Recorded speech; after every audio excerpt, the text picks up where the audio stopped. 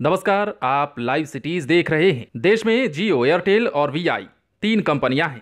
लंबे वक्त तक इन तीनों ही कंपनियों ने ग्राहकों को सस्ती सेवाएं प्रदान की, लेकिन हालिया समय में इन तीनों ही कंपनियों ने अपने टैरिफ दरों में अचानक बढ़ोतरी कर दी है।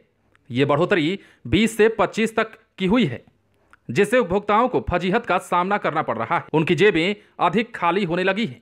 लेकिन इसी बीच इन तीनों ही कंपनियों से अलग सरकारी टेलीकॉम कंपनी बीएसएनएल ने कई ऐसे टैरिफ प्लान लॉन्च कर दिए हैं जो ग्राहकों को खूब राहत दे रहे हैं।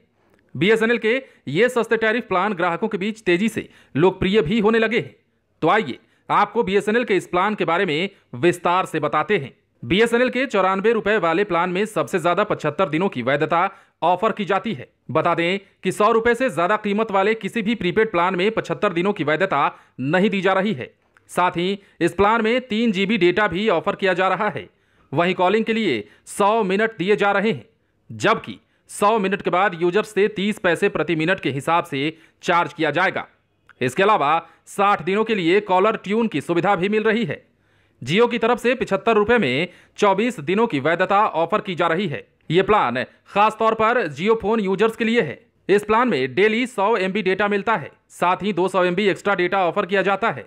इस तरह इस प्लान में कुल 2.5 GB डेटा मिलता है, जबकि कॉलिंग के लिए अनलिमिटेड टॉक टाइम और 50 SMS की सुविधा होती है।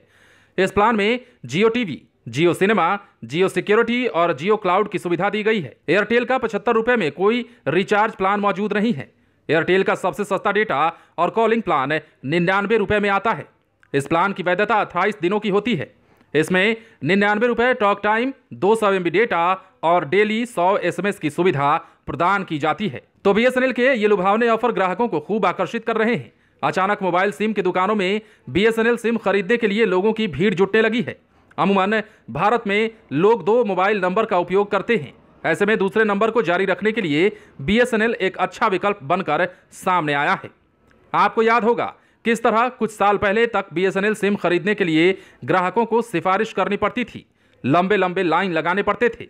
लेकिन देश में निजी कंपनियों की पहुंच के बाद बीएसएनएल की साख में कमी आने लगी। सरकार के द्वारा अनदेखा किए जाने के बाद यह परिदृश्य से लगभग गायब ही हो गया था।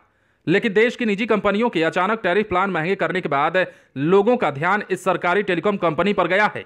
अब देखना यह होगा कि बीएसएनएल फिर से अपनी पुरानी साख बचा पाता है, बना पाता है या नहीं, क्योंकि जियो, एयरटेल समेत जितने भी टेलीकॉम कंपनियां हैं, इन सबके द्वारा टैरिफ प्लान में बढ़ोतरी किए जाने के बाद अब बीएसएनएल बहुत सस्ते में 75 दिनों का टैरिफ प्लान लेकर सामने आया है, जो कि उपभोक्ताओं को एक बार फिर से खूब लुभाने लगा है। आप बने रहें लाइव सिटीज के साथ।